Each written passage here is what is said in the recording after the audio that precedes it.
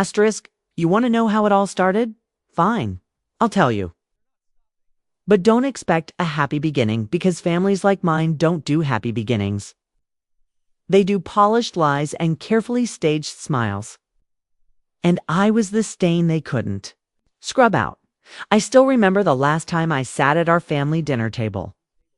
The crystal glasses clinked, laughter floated like something rehearsed, and then silence. It's the kind that presses against your ribs until you forget how to breathe. That's what happened when I walked in.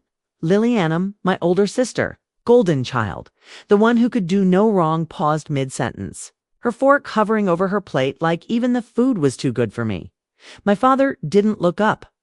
My mother's smile tightened, as if she just tasted something sour. And then Liliana said it. Asterisk, must you always embarrass us? Not hello, not how are you, just that. Like my existence was an inconvenience. I should have been used to it by then. But that night was different. Because that was the night she called me a disgrace to my face. And worse, the night my parents let her. Fast forward 3 years. I wasn't supposed to be at that engagement party. I wasn't invited. But when your sister's fiancé is a man whose business dealings you just ruled against in court, and your name is suddenly on every legal headline. Well, the universe has a sense of humor. The ballroom was all glittering chandeliers and champagne flutes. The kind of place where people's smiles cost more than my first-year law school rent. I stood in the doorway, watching them, Liliana in her ivory lace, glowing like she'd won at life, and Damien beside her. All sharp suits and sharper eyes. And then he saw me. I wish I could bottle the look on his face, the flicker of recognition, the split-second calculation. Because Damien wasn't just rich. He was careful, and he knew exactly who I was now. He crossed the room, every head turning, and when he stopped in front of me, he bowed. Just slightly. Just enough. Your Honor, he said loud enough for the entire room to hear. The silence was worse than the one at that dinner table years ago. 'Cause this time, it's time I held the power. Liliana's glass slipped from her hand. It shattered like the lies she'd built about me. And that's when I knew, this wasn't just a party. It was a reckoning. But let me back up, 'cause you need to understand why that moment mattered. You see, when Liliana called me a disgrace, it wasn't just words. It was an erasure. My parents cropped me out of family photos. My achievements were cute, but not like Liliana's. When I got into law school, asterisk, are you sure you can handle it? When she got engaged, asterisk, finally, a daughter we can celebrate. Asterisk, I disappeared from their story until I came back as the one thing they couldn't ignore, a judge. And Damien had no idea the woman he'd just called Your Honor. It's the same sister his fiancé spent years pretending didn't exist. The room was still frozen when Liliana finally found her voice. Asterisk, Eliana. Asterisk, she hissed like my name was a curse. I smiled sweetly, the way she used to before twisting the knife. Asterisk, hello, sister, miss me. The air in the ballroom was thick with perfume and whispered questions. I could feel their eyes on me, curious, judging, hungry for scandal. But I wasn't the trembling girl they remembered. The black robe I'd worn to court that morning was still draped over my arm, a quiet reminder that I didn't need their approval anymore. Liliana's hand trembled as she reached for Damien's arm. You know her. Her voice was a strained whisper, but in that deadly silence, it might as well have been a shout. Damien's smile didn't reach his eyes. Of course, Judge Eliana Reyes. She's been presiding over the Lexington case. He turned back to me, that practiced charm sliding into place like a mask. Though I had no idea she was your sister. The way he said it, like it was a delightful surprise, not a landman, almost made me laugh. Almost Liliana's nails dug into his sleeve. We're not close. That stung more than it should have. After all these years, you'd think I'd be numb to her rejection. But some wounds never really heal. You just learn to walk with the limp. I tilted my head, feigning innocence. Oh, Then I suppose you didn't tell him about the time you locked me in the basement for 12 hours when I was 7? Or how you convinced Dad I stole your necklace, when really you just lost it at your boyfriend's house. Gasps rippled through the crowd. A server dropped a tray of canapes. Liliana's face went bone white. You're lying, am I? I reached into my purse and pulled out the one thing I always carried, a faded Polaroid of us as kids, arms around each other, grinning with missing teeth. Back when she still pretended to love me. Funny how memories work, isn't it, Atemians? Grip on her tightened, not comfort, but warning. I could see the calculations flashing behind his eyes. His entire empire balanced on a knife's edge. And now his future wife was making a scene with the judge who could send his associates to prison. A woman in emerald silk, Aunt Marla. Mom's oldest friend pushed forward. Eliana, darling, look at you. Air kissed my cheeks like the last 3 years of radio silence never happened. We've missed you at the club. I didn't blink. You have my number. The awkwardness could have been bottled and sold. Behind her, I caught sight of my mother hovering near the champagne tower, her smile frozen in place. Dad was nowhere to be seen, probably off taking an important call, his favorite escape hatch whenever emotions threatened to leak into his perfect world. Then the unthinkable happened. Liliana started crying. Not delicate, pretty tears. Ugly, heaving sobs that smeared her mascara down her cheeks. You always do this, she choked out. You always ruin everything. For a heartbeat, I almost felt bad. Almost then Damien did something fascinating. He took half a step back from her. Just enough to create distance, just enough for everyone to notice. That's when I realized this wasn't just about me anymore. This was about power, and for the first time in our lives, I was the one holding it. Asterisk, asterisk, flashback. 8 years. Earlier, asterisk, asterisk, the basement smelled like mildew and loneliness. I'd stopped screaming hours ago. My throat was raw, my fingers numb from scratching at the door. Upstairs, I could hear the faint sounds of dinner laughter. Clinking silverware, the occasional burst of music as someone opened the fridge. They hadn't even noticed I was gone. When the door finally creaked open, it wasn't Mom or Dad standing there. It was Liliana, backlit by the kitchen light, like some kind of angel. In her hands were 2 slices of chocolate cake. Sorry, she said, not sounding sorry at all. Forgot you were down here. I should have pushed past her. Should have told Mom. But I was 9 years old and desperate for any scrap of kindness. So when she sat beside me on the concrete steps and handed me a plate, I took it. We're sisters, she said, licking frosting off her fingers. That means we keep each other's secrets, right? I nodded eagerly. Her smile turned sharp. Good, because if you ever tell anyone about this, I'll make sure they never believe. You again. Present, the party was unraveling fast. Guests clustered in nervous little knots, shooting glances at our train wreck of a family. Waiters circulated with more alcohol than strictly necessary, and Damien. Damien had that look men get when they realize the trophy wife might come with complications. I should have left then. Should have let them drown in their own mess. But something, maybe the ghost of that little girl in the basement, made me walk over to Liliana. She flinched when I reached into my pocket, but all I pulled out was a tissue. Your makeup's running, I said quietly. For a second, just a second, her mask slipped. I saw the girl who used to let me sleep in her bed during thunderstorms. The one who taught me how to apply lipstick behind our parents' back. Then she slapped my hand away.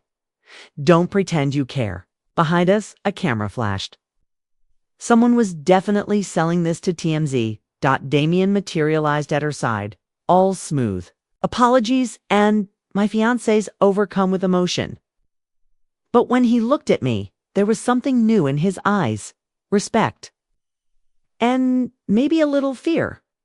Judge Eliana Reyes wasn't just Liliana's embarrassing little sister anymore. I was the woman who could destroy him with a single ruling, and oh, how that changed everything. The tissue hung suspended between us for one breathless moment before Liliana knocked it from my hand. It fluttered to the floor like a surrender flag nobody would raise. "You always knew how to make an entrance," she hissed, her voice low enough that only I could hear. The tears were gone now, replaced by something far more dangerous calculation. "But this isn't one of your courtroom dramas. This is my night." I almost admired how quickly she'd pulled herself together. The smeared mascara was already being blotted away by a hovering makeup artist, her trembling hands steadied by sheer willpower. That was Liliana's greatest talent, her ability to reshape reality to her liking. Damien cleared his throat, inserting himself between us with the smooth diplomacy of a man used to diffusing bombs. "Perhaps we could continue this conversation somewhere more private." His hand on my elbow was firm, polite, and utterly inescapable. The crowd parted as he guided me toward the terrace, whispers trailing behind us like breadcrumbs. I caught fragments. "That's Judge Reyes, ... the Lexington verdict, ... never mentioned a sister." The night air hit my face like a slap. Out here, away from the chandeliers and champagne, the tension between us thickened into something almost tangible. Damien released my arm and turned to face me, its expression unreadable. "I assume this isn't a social call." Moonlight caught the sharp angles of his face, turning him into a study in contrasts, all polished charm and hidden edges. I'd seen his type 100 times in my courtroom.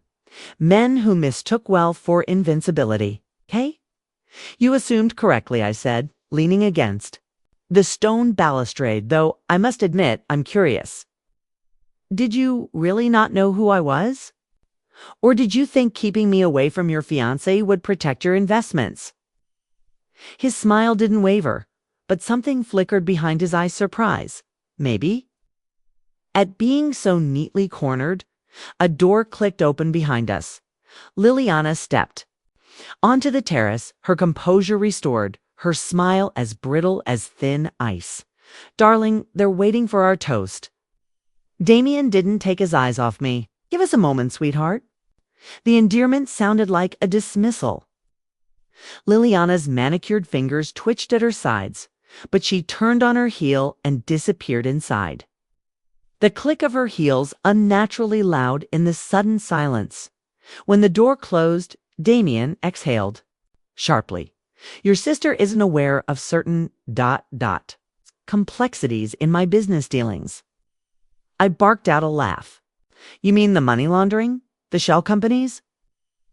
"The 3 associates currently wearing ankle monitors thanks to me." I stepped closer, close enough to smell his expensive cologne. "Did you really think marrying into a respectable family would make your crimes disappear?" For the first time, his mask slipped. "What do you want?"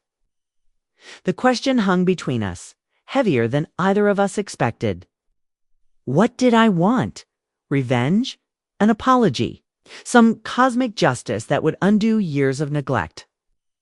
"I want you to look me in the eye," I said slowly, "and tell me you didn't research my family before proposing.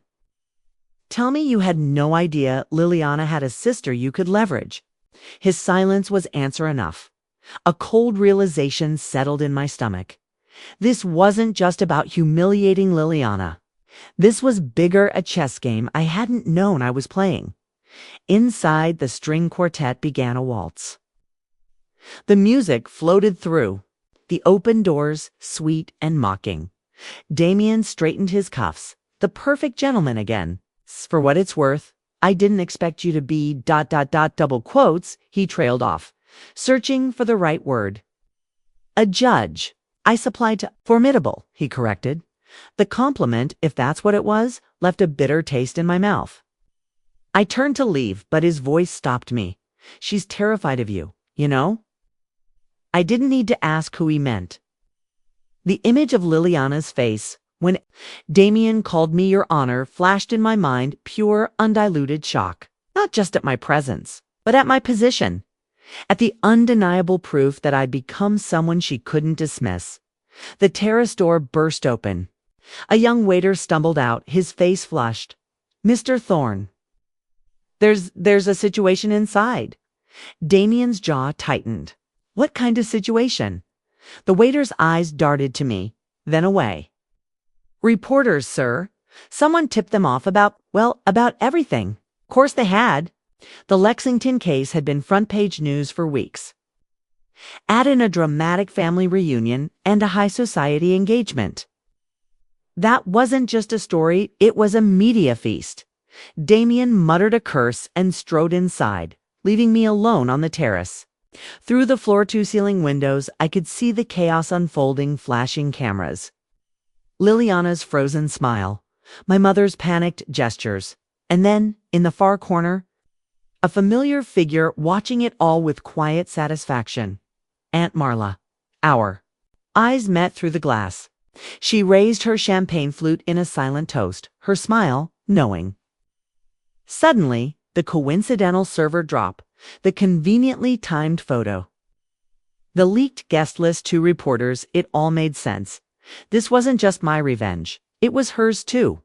Asterisk, asterisk, flashback. 15 years earlier, asterisk, asterisk, the country club pool shimmered under the summer sun. I sat on the edge, my legs dangling in the water, watching as Liliana held court with the other girls. They hung on her every word, laughed at her jokes, copied the way she tossed her hair. Aunt Marla settled beside me with a sigh. "You shouldn't let her treat you like that." I kicked at the water, sending ripples across the surface. Like, what? Like, you're invisible. She handed me a melting popsicle, the kind Mom never let me have because it would ruin my dinner. "Someday, Ellie, you're going to be so extraordinary, they won't be able to look away." I licked the sticky sweetness from my fingers, not quite believing her. Promise, she hooked her pinky with mine. Cross my heart. Present, I found Aunt Marla in the powder room, reapplying her signature red lipstick like she hadn't just orchestrated a social atomic bomb. The mirror reflected her smirk as I closed the door behind us. "You could have warned me and spoiled the fun." She snapped her compact shut. I've been waiting years to see Margaret's perfect daughter knocked off her pedestal. My mother's name sounded like a curse in her mouth. I'd forgotten how deep there. Rivalry ran sisters-in-law, locked in a silent war where Liliana and I had been unwitting pawns. "You used me." Marla turned to face me, her expression unrepentant. "I gave you an opening.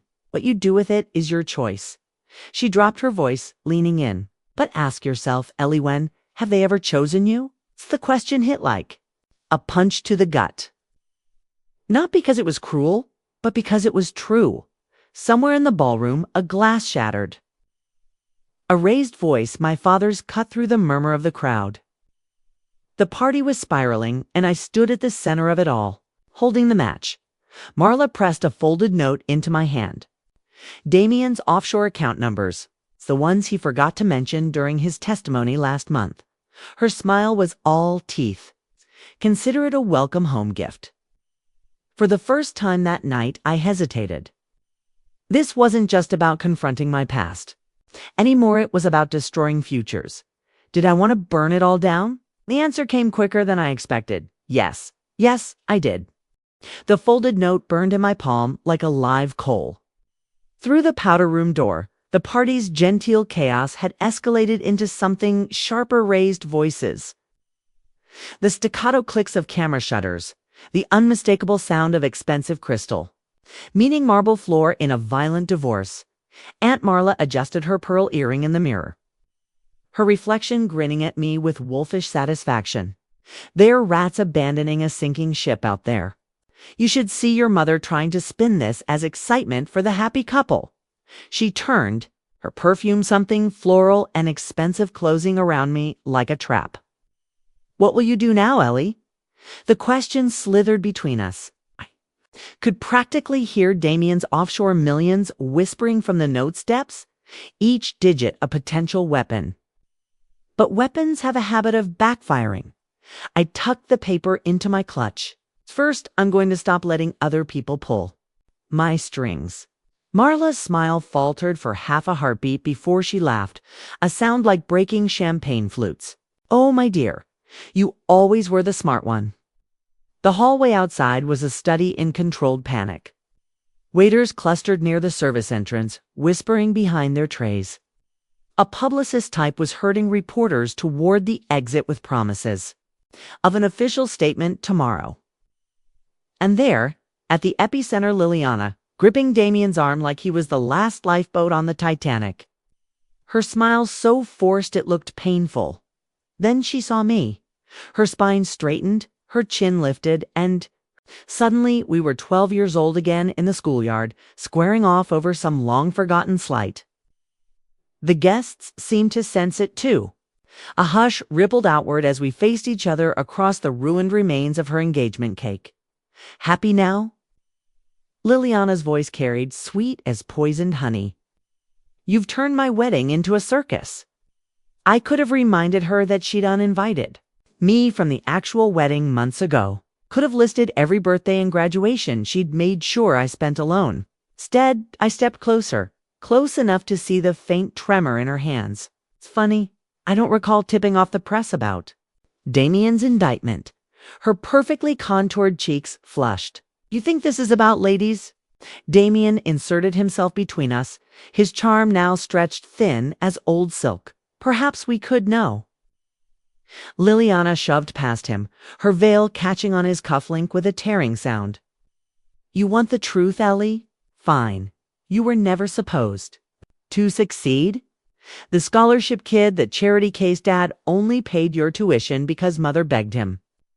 Her laugh was razor wire wrapped in satin. Okay, and now you're here playing judge like you belong. The words should have hurt. Would have maybe if I hadn't spent 3 years presiding over divorce cases where spouses said far worse. But what struck me wasn't the cruelty, was the fear beneath it.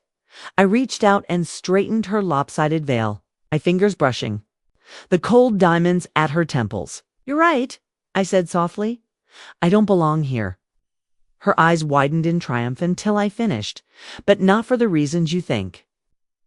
Turning on my heel, I walked straight past the gaping guests, past my mother's outstretched hand, past the reporters already live tweeting the meltdown. Let them dissect the spectacle tomorrow over brunch. I had work to do. Asterisk, asterisk, flashback 3 years earlier. Asterisk, asterisk, rain sheeted against the lawyer's office windows as I signed the last document. Your father's conditions are quite clear, the attorney said, adjusting his glasses. The trust fund is contingent upon abandoning your judicial aspirations and joining the family firm. I stared at the check lying between us, enough zeros to erase my student debt. Buy a condo, maybe even silence that tiny voice that wondered if I'd only gotten into law school because of Dad's connections. Outside, a car horn blared somewhere. In the city, a public defender was probably drowning in case files for a fraction of this amount. I pushed the check back across the desk. Tell my father I'll see him in court. The attorney sighed like he'd expected this. He also instructed me to remind you that without family, you're nothing. I stood, my chair scraping loud against the hardwood. We'll see about that. Present, the parking valet gaped when I handed him my ticket. You're leaving already, Your Honor. The title still sent a thrill through me. Not because of the power, though God knew that helped, but because I'd earned it. Every late-night study session, every pro bono case. Every time I'd swallowed my pride and asked for help, the engine of my modest sedan purred to life. A far cry from the Lamborghinis and Bentleys lining the venue's driveway. I'd just pulled onto the main road when my phone buzzed. Dan, unknown number. The voice on the other end was clipped. Professional, Judge Reyes. This is Agent Vasquez with the FBI. We understand you may have information regarding Damien Thorne's offshore holdings. Fingers tightened on the wheel. Aunt Marla's gift had barely been in my possession 20 minutes. Either the feds were psychic, or a black SUV slid into my rearview mirror, its headlights bright enough to blind. The agent's voice sharpened. Are you currently in possession of those documents? The SUV accelerated. Because Judge Reyes? We never contacted you tonight. The line went dead, cold, adrenaline flooded my veins. I stomped on the gas, tires screeching as I took a sharp turn into downtown's maze of one-ways. The SUV matched me move for move. Someone had set me up, and I had. A terrible suspicion I knew who. The SUV's headlights glared in my rearview mirror like predators' eyes. My hands clenched the steering wheel, knuckles white. As I swerved down a narrow alleyway, the same shortcut I used to avoid protesters outside the courthouse. Trash cans scattered behind me with a metallic clatter. The SUV plowed through without slowing. Think. I grabbed my phone and hit redial. The FBI agent had called from a restricted number. Of course. Aunt Marla's note still sat in my clutch. Heavy with implication. She'd played me. But why? Revenge against my parents. I deal with Damien, or something else entirely. The SUV rammed my bumper. My car lurched forward, the seatbelt cutting into my collarbone. Adrenaline burned through. Me. I wasn't dying in an alley over Damien Thorne's dirty money. I yanked the wheel hard left, skidding onto a one-way street straight into oncoming traffic. Horns blared, headlights blinded me. The SUV hesitated, trapped behind a delivery truck. Now I slammed the gas and shot through an intersection just as the light turned red. Tires screeched behind me. When I dared to check the mirror, the SUV was stuck at the crosswalk, blocked by pedestrians. I didn't slow down until I reached the courthouse. The guard at the security desk startled when I burst in. Disheveled and breathless. Judge Reyes, everything all right? No. I shoved my clutch into the X-ray machine, called Chief Judge Warren. Tell him I need to see him immediately. 5 minutes later, I was in Warren's private office, the door locked behind me. He took one look at my face and poured 2 fingers of bourbon. Start talking. I tossed Marla's note onto his desk. Damien Thorne's offshore accounts. Someone just tried to kill me for them. Warren scanned the numbers, his bushy eyebrows climbing. These match the ones our forensic team has been chasing. He looked up sharply. Who gave you this? My aunt, who apparently isn't as loyal as I thought. Warren exhaled through his nose. You realize what this means? If these numbers are real, they prove Thorne's been lying under oath, but they also make you a target. You push the bourbon toward me. You can't go home tonight. The reality of it settled over me like a shroud. Someone, maybe Damien, maybe Marla, maybe both wanted me dead. And the only thing standing between them and these account numbers was me. I knocked back the bourbon. It burned all the way down. What do you suggest?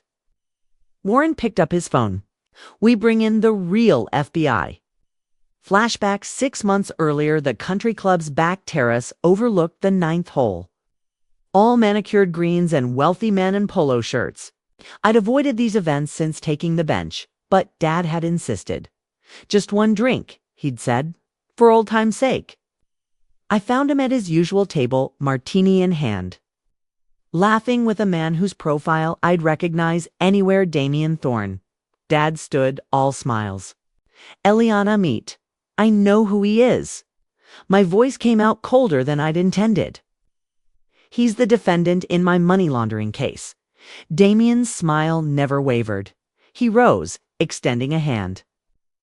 A misunderstanding, Your Honor? One I'm sure we can clear up. Kay didn't take his hand.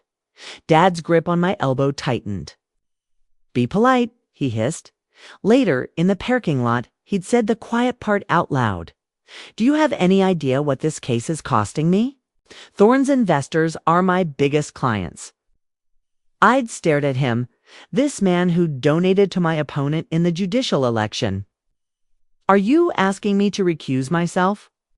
His silence was answer enough. Present, the safe house was a nondescript apartment above a deli stocked with stale crackers and bad coffee.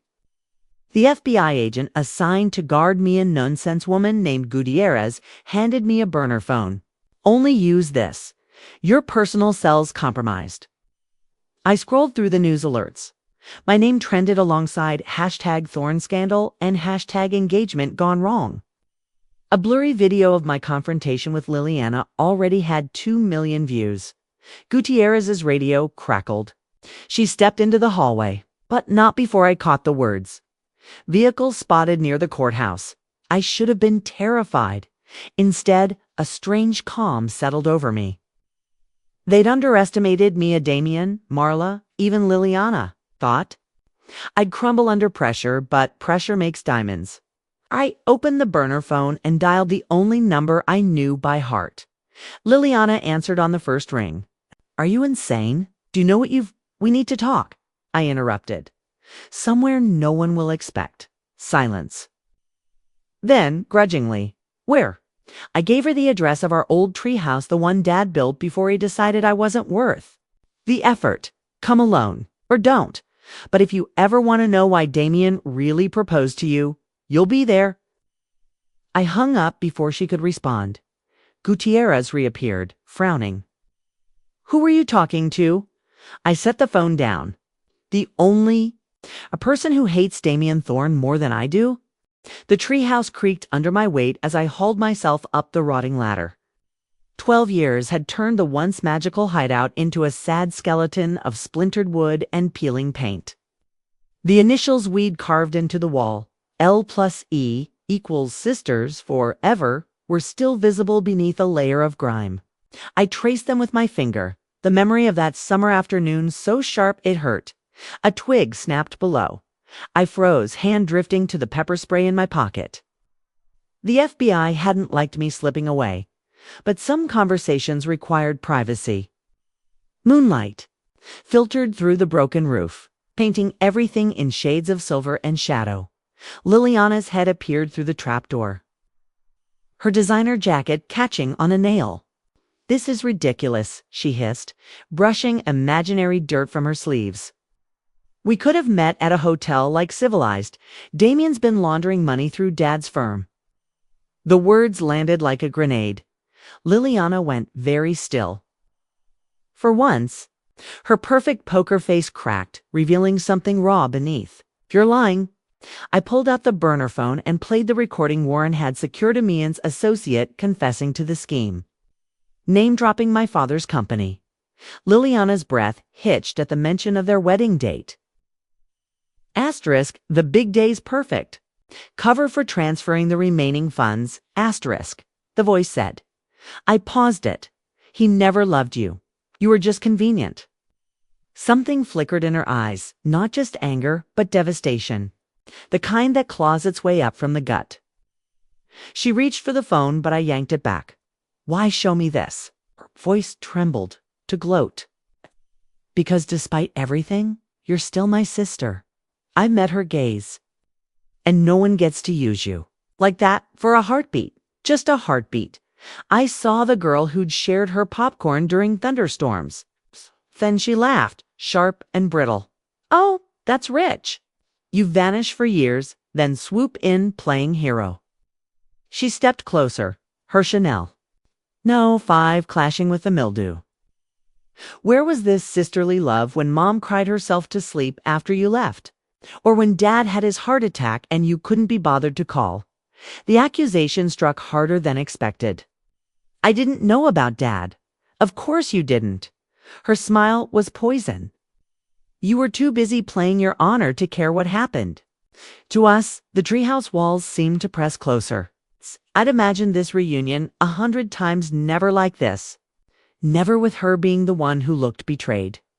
A branch cracked outside, too heavy for squirrels. Liliana didn't notice, too busy twisting the knife. You think Damien's the villain? Dad's the one who introduced us. He pushed me toward him. Her manicured finger jabbed my chest. So? If you want to blame someone? Blame. A laser dot appeared on her forehead. I reacted without thinking, shoving her down as the first gunshot splintered the wood where her head had been. Down, I rolled us both into the corner, pulling a warped plywood sheet over us, just as another shot ricocheted off the rusted swing set outside. Liliana's breath came in shallow gasps. Who? Damien's people? Or Marla's? You yanked out the burner phone. No signal. They must have followed you. Her perfectly contoured face went sheet white. I didn't tell anyone I was coming. Another shot. It's closer this time. I scanned the treehouse's decayed interior childhood artifacts. Now, potential. Weapons? A rusted nail? Broken mason jars? A frayed jump rope we'd once used for spy missions. Liliana grabbed my wrist. Her nails drew blood. We're going to die here. Not today. I pried loose a floorboard, revealing the hollow where we'd hidden. Candy as kids. A rusted flashlight tumbled out. Remember the escape route? Her eyes widened. The old oak branch. I nodded. It had been our secret exit for sneaking out past curfew. On 3. Run for the creek and don't look back. The trapdoor burst open. 3. We launched ourselves out the side opening just as a black-clad figure climbed in. The branch groaned under our combined weight but held. Liliana's stilettos slipped on the mossy barkai, caught her arm, hauling her toward the thicker limb. Jump! We hit the ground hard. Liliana twisted her ankle with a cry, but there was no time to stop. The creek's rushing water drowned out the curses behind us as I half-dragged her through the icy current. A third gunshot, Liliana stumbled. For one heart-stopping moment, I thought she'd been hit, then realized she was staring at her left hand. The engagement ring, a 5-carat monstrosity, was gone. Leave it. I yanked her forward. We didn't stop running until we reached the old highway. My lungs burned. Liliana's hair was a disaster, her dress torn and muddy. She collapsed against a guardrail, gasping. They really tried to kill us. Her voice was small, childlike. I checked the burner phone again. 1 bar, Gutierrez.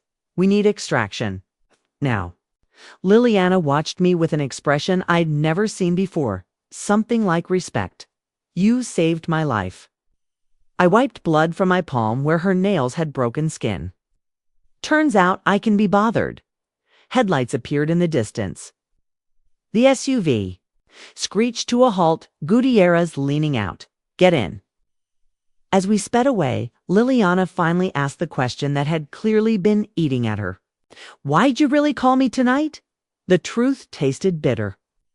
Because I needed to know if you were in on it. Her slap stung more than the gunshots, you thought I? The FBI agent cleared her throat.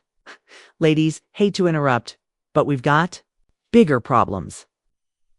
She turned the radio up. A news bulletin crackled through. Asterisk prominent attorney Richard Reyes.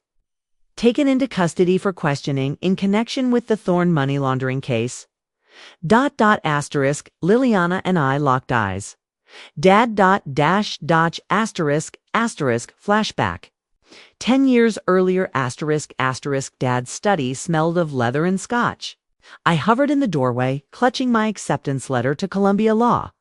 He didn't look up from his paperwork. If you're expecting, congratulations. Don't. They only accepted you because of my donations.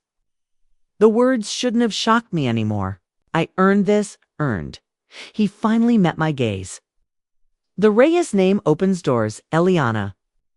But it also comes with expectations. You'll join the firm after graduation, or you'll get nothing. I should have walked out then.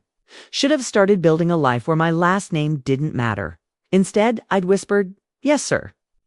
And hated myself for it. Present the FBI field office, buzzed with controlled chaos. Agents rushed between cubicles, monitors displayed news coverage of Dad's arrest. And through it all, Liliana sat stiffly in a plastic chair, her bare ring finger twisting in her lap. Gutierrez handed me a tablet. Thorne's offshore accounts were just drained, every last penny. I zoomed in on the transaction log. This timestamp that's after he was in custody, meaning he's got help on the outside. I looked up. Where's Aunt Marla? The agent checked her notes. Last seen boarding a flight to Grand Cayman 2 hours ago. Liliana made a choked sound. She wouldn't, but the proof glowed on the screen, Marla's digital fingerprints all over the transfers. She'd played us all. Gutierrez's phone rang. She listened, then paled. Thorne's escaped custody. Pierre left the room. Liliana stood abruptly. I need to see Dad. I blocked her path. Are you insane? He's probably the one who ordered the hit on us. You don't know that? I know he chose money over his own daughters. The words tore out of me, raw and ugly. He used you, Lily, just like he used me. For the first time in our lives, my sister had no comeback. She just stood there, shaking, until the dam broke. Sobs racked her body, the kind that come from somewhere deep and broken. I hesitated, then pulled her into my arms. She stiffened, at first, then collapsed against me, her tears soaking my shoulder. What do we do now? I stroked her hair, the way I had when we were kids and she'd wake from nightmares. Now, I whispered, we end this. The fluorescent lights of the FBI field office hummed like angry wasps overhead. Liliana hadn't moved from her plastic chair in over an hour, her smudged mascara and torn dress making her look like a fallen debutante. I watched her from across the room, clutching a styrofoam cup of terrible coffee, wondering when we'd last sat in silence together without venom between us. Probably before Mom started comparing us like competing stocks asterisk. Liliana's grades are better. Eliana's posture needs work asterisk. Gutierrez slammed a file onto the table between us. Thorne's last known location was a gas station off I-95. Security footage shows him getting into a black Escalade registered to one of your father's shell companies. Liliana's head snapped up. That's impossible. Dad wouldn't. I flipped open the file. Grainy CCTV stills showed Damien still in his cuffs, being helped into the SUV by two men in suits.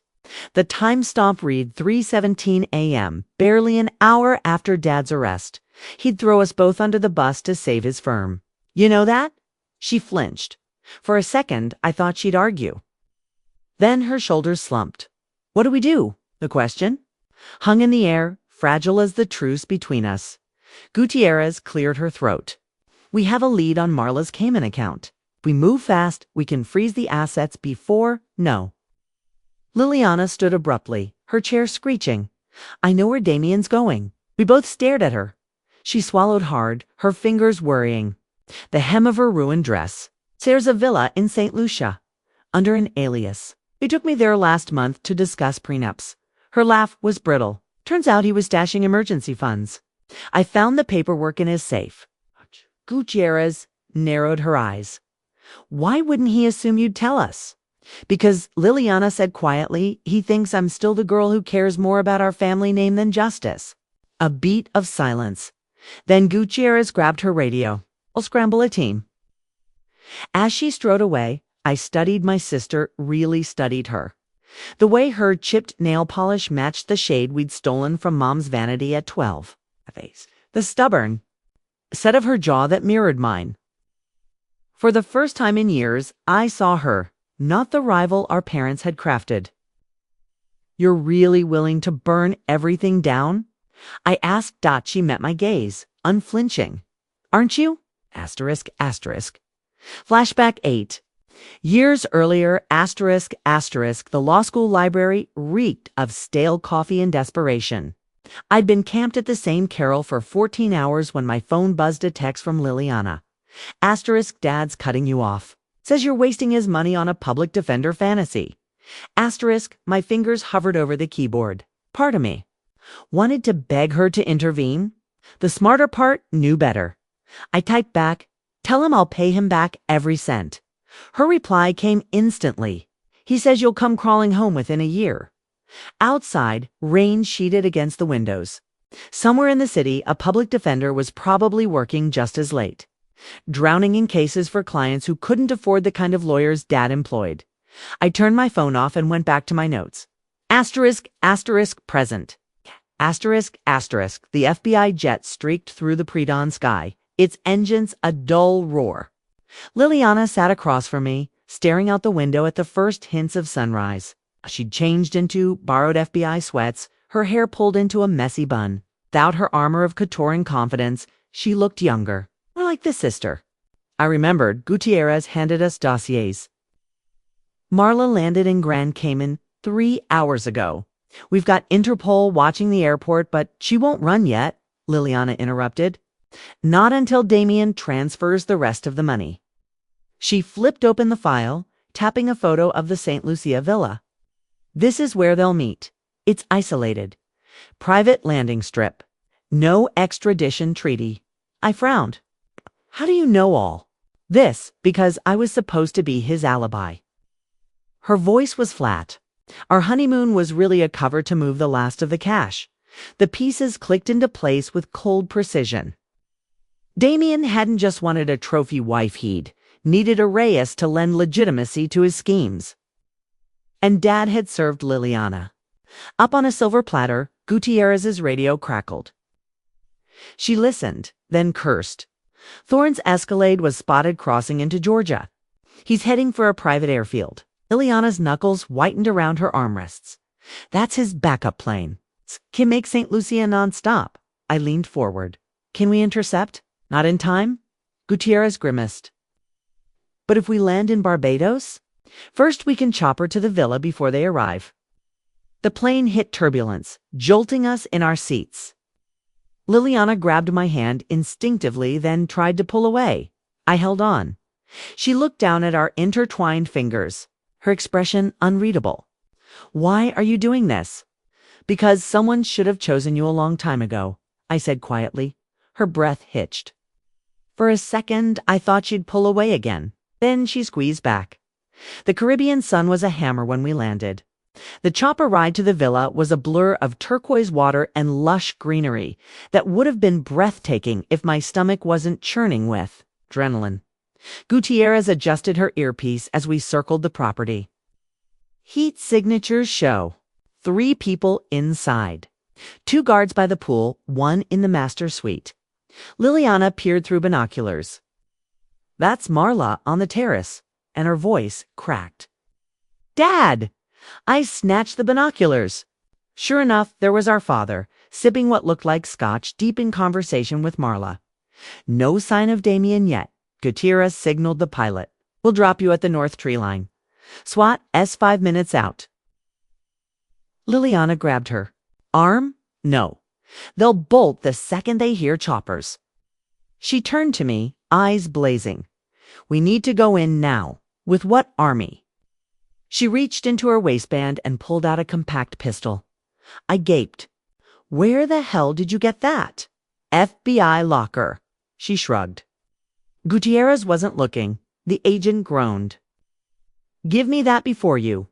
Liliana was already sliding open the chopper door, the wind whipping her hair into a frenzy. You coming, Ellie? For the first time in years. She'd used my childhood nickname. I grabbed the spare vest Gutierrez offered and followed my sister into the sky. The wind screamed in my ears as we rappelled down into the jungle canopy, the chopper's roar fading behind us. Liliana landed first, her stolen pistol already drawn, her FBI sweats soaked through with sweat. I hit the ground beside her, my knees, buckling slightly not from fear, but from the sheer absurdity of it all. Me, a judge who'd spent years upholding the law, now crashing through Caribbean underbrush like some action movie vigilante. Liliana crouched low, motioning toward the villa's north wall. There's a service entrance behind the hibiscus bushes. Used it to sneak out when Damien's meetings ran late. I stared at her. Who are you? Flashed a grin. I've seen in years. Turns out I pay attention. We moved in. Silence. The humid air thick with the scent of salt and frangipani. Every rustle of leaves set my heart pounding. The villa loomed ahead, all white stucco and arched windows, its beauty belying the rot within. Gutierrez's voice crackled in my earpiece. SWAT S delayed. Hostiles have jammers. Do not engage until a gunshot rang out. Liliana and I hit the dirt as another shot splintered the tree above us. Someone had spotted us. Run. I grabbed her arm, dragging her toward the service door. Bullets kicked up dirt at our heels. We crashed through the entrance into a commercial kitchen, all stainless steel and hanging copper pans. Liliana slammed the door shut, throwing the deadbolt. I'll have the whole place locked down in Eliana.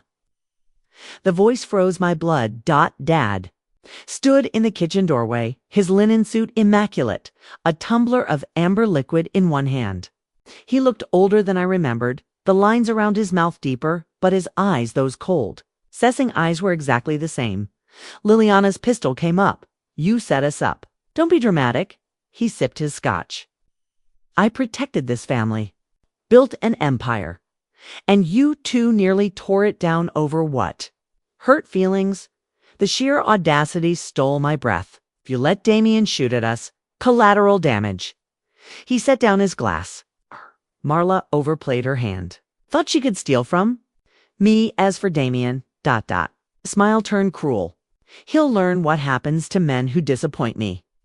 A door banged open down the hall. Raised voices, Damien's among them, shouting about helicopters. Dad's expression hardened. Enough. It's a boat waiting. You'll come with me now, or what? I stepped forward. You'll disown us. Too late. For the first time in my life, I saw doubt flicker across his face. Liliana cocked the pistol. SWAT's minutes away, Dad. You're done. He lunged for a draw. Rye tackled him. Okay. We crashed into a rack of pots, clattering metal drowning out his curses. Something hard connected with my temple. Stars exploded across my vision.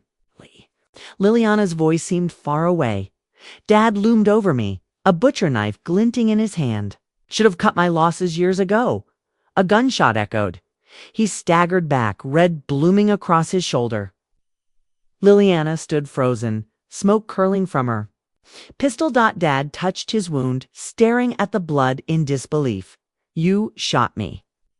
Liliana's hands shook, but her voice didn't. I missed on purpose. Footsteps pounded down the hall. Damien burst in, wild-eyed, a duffel bag slung over his shoulder.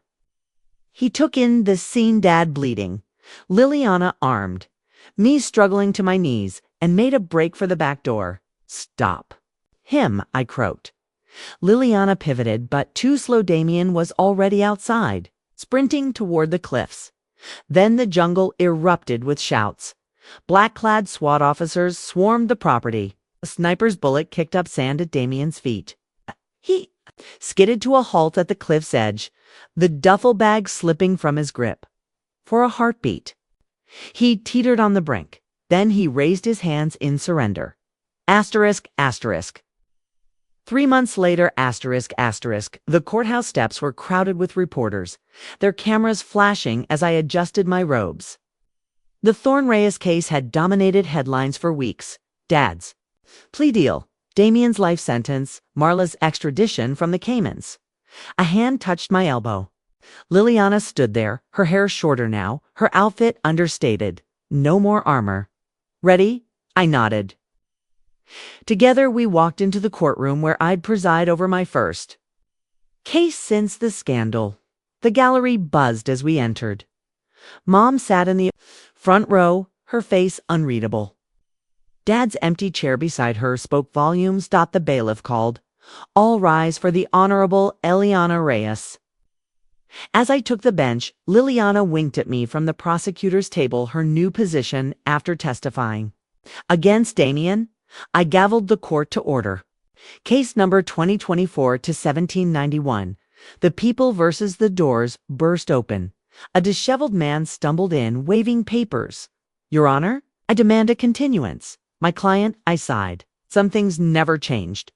But as I looked at Liliana's smirk, the sunlight streaming through the stained glass windows, the weight of the gavel in my hand, I realized something else never would either. We'd chosen each other, and that was enough.